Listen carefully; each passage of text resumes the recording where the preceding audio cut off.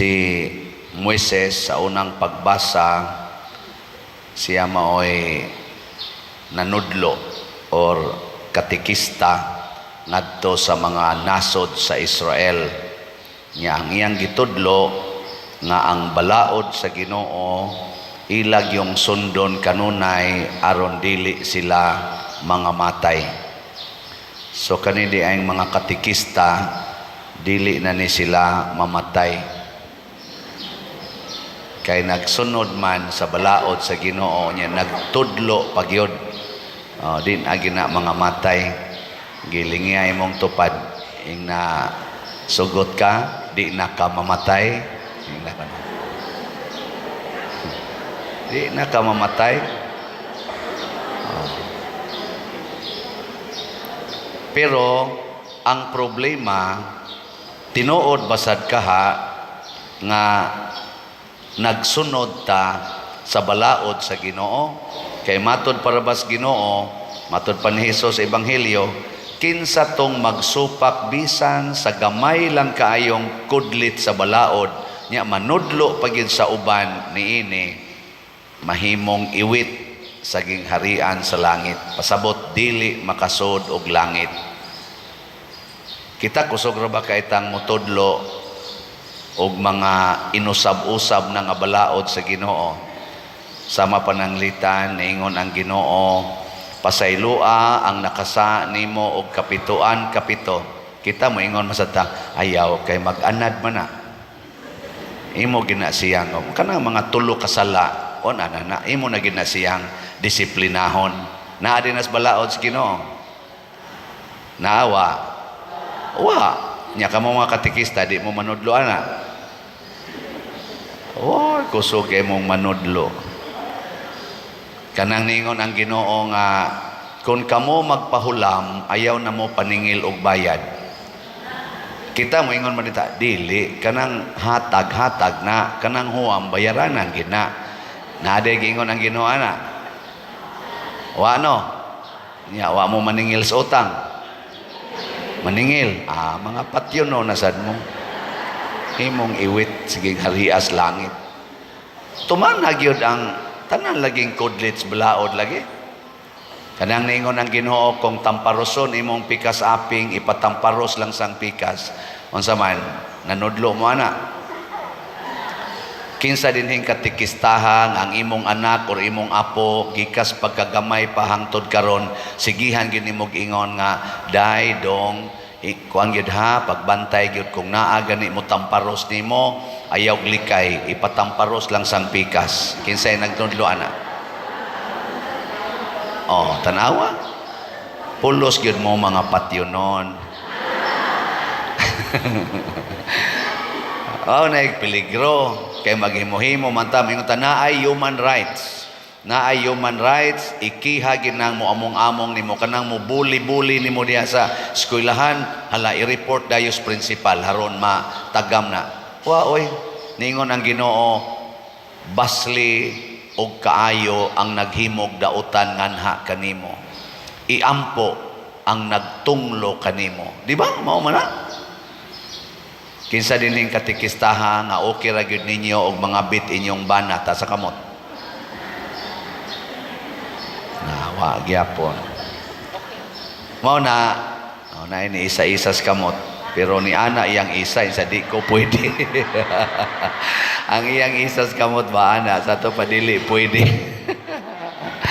Mao na kinahanglan kaayo ta og renewal sa atong pagkuas Ginoo. Unsa may tumong nga gusto magyud ni Kristong tumano nato ang iyang kasuguan tungod kay ang iyang sugo, ang iyang mga pulong naghatag og kinabuhi, naghatag og kaluwasan. Way laing pulong dinis kalibutan nga maghatag og kaluwasan ang pulong ra gyud Ginoo. Muna kay karon ubay-ubay man mo dinhi mga katikista nga nagkatigom haom sa kaayo nga si Kristo ni hisgot nga manudlo gyud ta. Pero ang atong itudlo mao ang balaod sa Ginoo nga atong gituman. Importante kaayo nga mutuman o sa atas balaod o na ta mutudlo. Kay igo ratang mutudlo, di ta ka maong mutuman, wa tay kapuslanan. Oh. Giling nga imong tupad. Ing nasugod karon, ing na ba?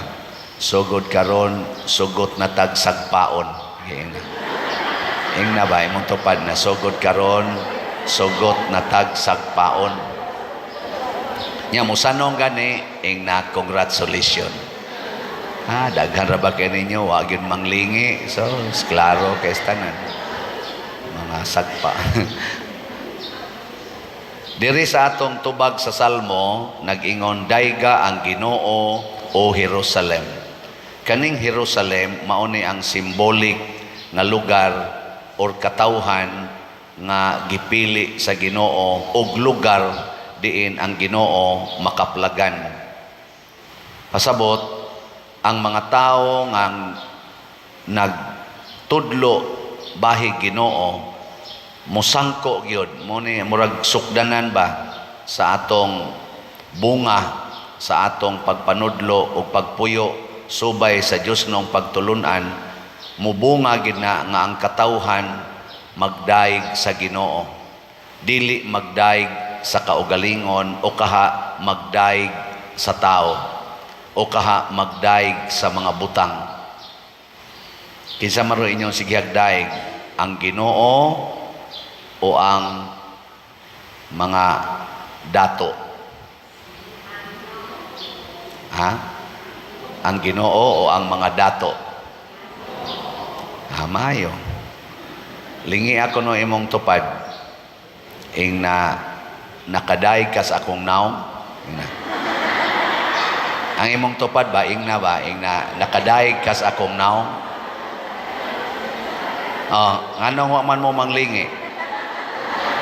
Kay wa man ka kakita nga kana deng imong tupad, image and likeness of God. Gusto lang ka nga ikaw ra gyud daygon. Dili na importante kung daygon ta, kay kung dili sila mudaig nato pasabot, wa sila magdaig sa Ginoo. Pero ikaw nga gisaway, sige gyud daig nila. Sige daig kay bisan pag nanaway na nimong tawhana, bisan pag nagdaot na nimo, bisag dili pa mo pasudlon ana sa eskwelahan, usahay. Kasabaan pa mo kung musud mo dito. Image and likeness magyapon na sa Ginoo. Bisan pag ang iyang naong mura nagyawa, pero mao man kina ang image and likeness of God. Imo ginang i-magnify. Mao bitaw si Kristo og ang mahal nga Birhen Maria nagdaig kanunay sa ilang isig katawo. Wa gid ta kadungog nga si Kristo mitamparos og iyang isig katawo o kaha iyang gitulisok o gipakauwawan ang iyang isig katawo nga tungod kay naglagot siya. Bisan kadtong nagtamparos niya, naglatigo niya, nagluwa sa iyang naong, naglansang niya sa cross, wa gyud niya kasuki. Nga naman si Jesus nakakita kanunay sa naong sa Ginoo diha sa matag usa kanato, bisan pas labing makasasala nga tao sama ni Judas Iscariote nga mibudhi niya gihigugma gyapos Ginoo. Muna gool kay Ginoo kung ang mga tao nga giimprintahan sa iyang naong maadto sa impierno. Gool kay siya kay magdaman sa iyang naong nya masunog ra mas kayo ang iyang naong. Murabag litrato sa inyong gimahal sa kinabuhi, panalitan litrato sa imong mamag papa, nagpabilin siyang litrato pero gisunog sa imong imong bana nga naadik. Unsa may imong bation kung sunogon ang litrato sa imong ginikanan, sa imong bana or sa imong asawa? Mahiubos gyud ka. Pero ang yawa na ning kamot nga kining mga naong nga apil na ning naong sa Ginoo niya nagwali karon, masunog gyud unta didto sa iyang gipreparar nga hudno pinaagi sa mga sala. Muna manudlo kita sa balaod sa Ginoo kay maunay makapapas sa sala. Sige, katapusang lingi sa imong tupad. ing na sugot ka sunugon ko sa impyerno. Ing na siya ba? Na musugot ka nga sunugon ko sa impyerno.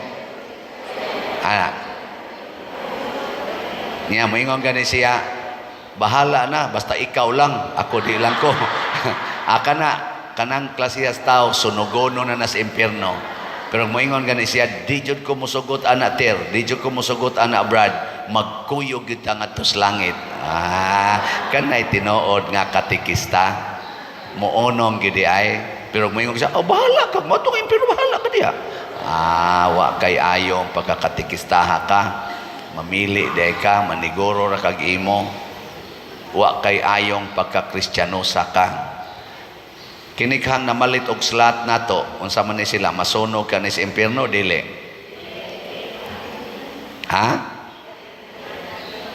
Kamo hinay kay mo mutubag kay wa man mo mamalit, no? Pero namalit pa lang gid unta mo.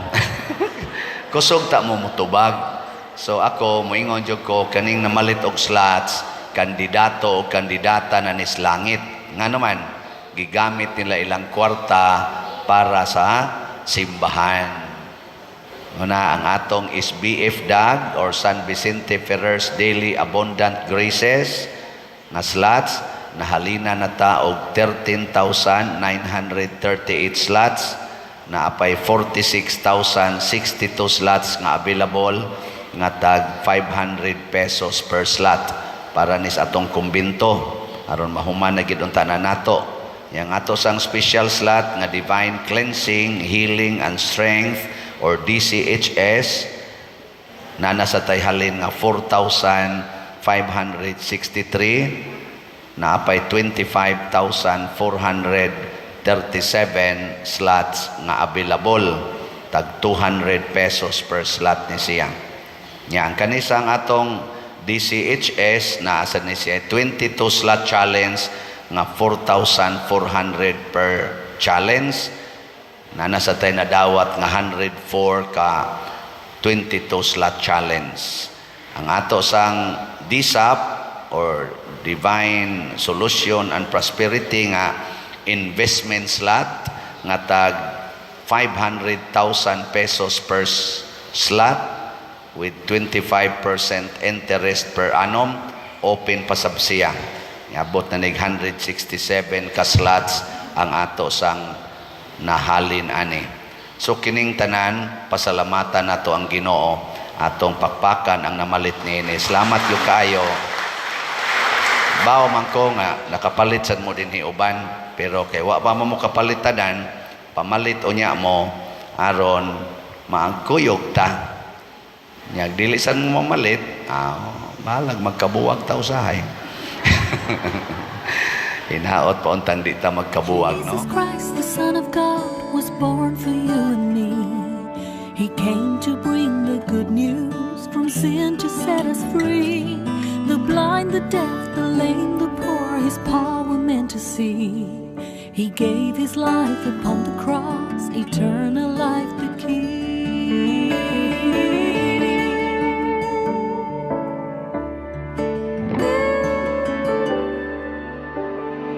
He broke bread and shed wine before his agony. We share the body and the blood in his memory. To make his message known is our responsibility. So here we are to pledge our lives to the Lord of eternity.